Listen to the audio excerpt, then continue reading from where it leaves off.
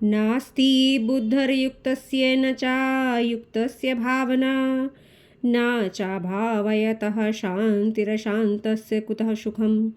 ना जीते हुए मन और इंद्रियों वाले मनुष्यों में ना तो दृढ़ता होती है और ना ही भावना। भावनाहीन मनुष्य को शांति नहीं मिलती, अर्थात जिसके अंदर भावना नहीं उसको शांति नहीं मिलती, मन की शांति जिसे कहते हैं। शांति रहित मनुष्य को सुख मोक्ष कैसे मिल सकता है? क्योंकि अगर मन आपका बाहर ही बाहर भाग रहा है, भटक रहा है, तो वह भीतर की जो सुख है उसको प्राप्ति नहीं कर सकता। और तो जो शांति को प्राप्त नहीं करता अर्थात स्थिर नहीं होता, मन भागता नहीं, वह मोक्ष को प्राप्त नहीं कर सकता। इसलिए कामनाओं का त्याग कहा गया है। बिना कामनाओं का त्याग किए आपका मन शांति को प्राप्त नहीं हो सकता। इंद्रियाणाम ही चरताम यन मनो अनुविधीयते तदस्य हरति प्रज्ञाम वायुर्नाविवाम्भसी। जैसे जल में चलने वाली नाव को वायु कपाती है, ऐसे ही विषयों में विचरता हुआ मन जिस इंद्रिय से प्राप्त सुख में डूबा रहता है, वह एक इंद्रिय ही उस अविवेकी पुरुष की बुद्धि को हर लेती है। अर्थात जिस भी इंद्रिय के सुख में आपकी मन की चंचलता टिक जाती है, अर्थात उसे परम आनंद मिलने लगता है बाहरी सुख में, उस समय वह अविवेकी पुरुष की बुद्धि को हर लेती है, अर्थात उसकी बुद्धि काम नहीं करती। तस्मादस्य महाबाहो निगृहीतानि सर्वशः इंद्रियाणीन्द्रियार्थेभ्यस्तस्य प्रज्ञा प्रतिष्ठिता। इसलिए हे महाबाहो, जिस मनुष्य का मन तथा इंद्रिया विषयों से भली प्रकार निग्रह की हुई है, उसी की बुद्धि स्थिर रहती है। अर्थात आप स्वयं ही अपने मन और इंद्रियों को भली प्रकार से बाहर की ओर से हटा सकते हैं, किसी भी विषय पर स्थिर होने से हटा सकते हैं। अर्थात आपको अपने मन की चंचलता को स्वयं ही दूर करना होगा, और यह कामनाओं का त्याग करने से ही होता है, तभी बुद्धि स्थिर होती है। या निशा सर्वभूतानां तस्यां जागृति संयमी यस्यां जागृति भूतानि सा निशा पश्यन्तु मुनः। संपूर्ण प्राणियों के लिए जो रात्रि के समान है, वह नित्य ज्ञान स्वरूप परमानंद को प्राप्त स्थित प्रज्ञ योगी के लिए दिन है। अर्थात जो सामान्य मनुष्य होता है उसके लिए जो रात्रि है वह ज्ञान स्वरूप परमानंद प्राप्त स्थित प्रज्ञ योगी के लिए दिन कहलाता है। अर्थात जिस रात्रि में संपूर्ण संसार सामान्य मनुष्य सोता है, उस रात्रि में वह योगी पुरुष जागता है।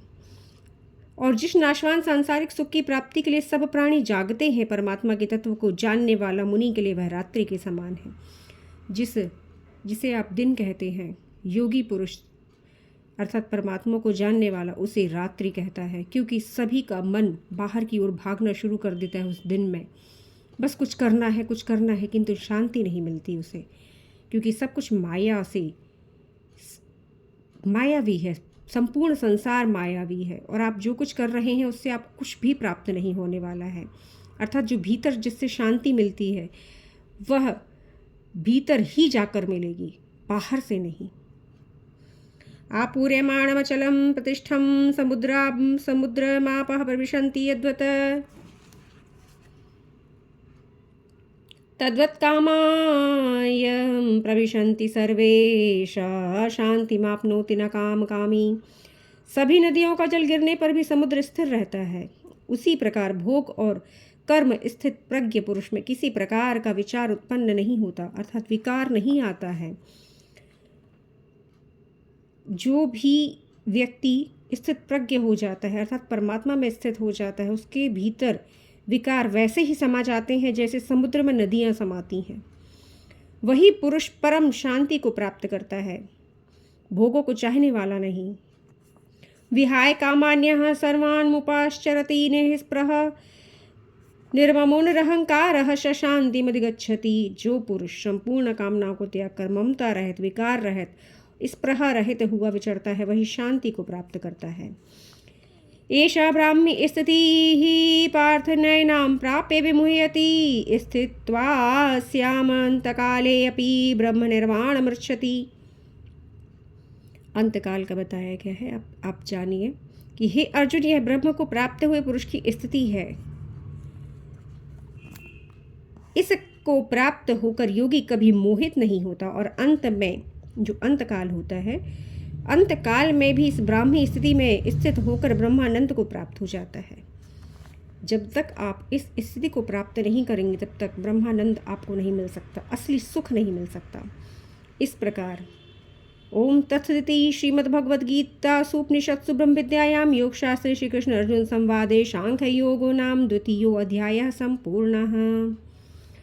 तो मित्रों, भगवान श्री कृष्ण के कथनानुसार अर्थात परमात्मा ने स्वयं में स्थित होने की बात बताई है। वह ब्रह्म जिनसे संपूर्ण संसार का प्रारंभ होता है और लय भी जिनमें होता है, वह स्वयं आपको बता रहे हैं कि कैसे आप उन्हें प्राप्त कर सकते हैं, हम उन्हें प्राप्त कर सकते हैं और असार संसार से सार की ओर मुड़ सकते हैं। प्रत्येक व्यक्ति का जन्म हो रहा है और मृत्यु भी हो रही है, फिर भी वह खाली ही जा रहा है। सूक्ष्म शरीर में अनावश्यक विकारों को भरकर वह फिर जन्म लेता है। और अगर मित्रों, जैसे हम देखते हैं कि हम कंप्यूटर, मोबाइल या किसी भी चीज़ में जब स्टोरेज फुल हो जाता है तो हम उसे डिलीट करते हैं, है ना, स्टोरेज को खाली करने के लिए। वही प्रोसेस हमारे मन की भी होती है। ऋषि मुनियों ने इसीलिए योग साधना का बताया है। ये वही प्रक्रिया है जिसमें शिव नेत्र जागते हैं और सब कुछ भस्म कर डालते हैं जो भी विकार से युक्त होता है। कालकूट उसी को कहा जाता है कि शिव ग्रहण कर लेते हैं। किंतु यह प्रक्रिया समाप्त होती जा रही है और हम सिर्फ भर रहे हैं, खाली कुछ भी नहीं हो रहा है और अनावश्यक ही भरते जा रहे हैं। जब सब कुछ विकार ही विकार भर लेंगे तो शांति के लिए स्थान ही कहाँ दिया है आपने? सब कुछ तो निरर्थक ही प्राप्त हो रहा है। क्षणिक सुख और क्षणिक शांति के बाद फिर आपकी महत्वाकांक्षा जागृत हो रही है, फिर वही अशांति प्राप्त हो रही है कि फिर कुछ करना है, फिर आगे और बढ़ना है। लेकिन जो ब्राह्मी स्थिति बताई जा रही है वह स्वयं को जानने की प्रक्रिया है, जिस पे आप स्थिर हो जाते हैं। मन बुद्धि सब स्थिर हो जाता है और भीतर का सुख प्राप्त होता है, परमानंद प्राप्त होता है।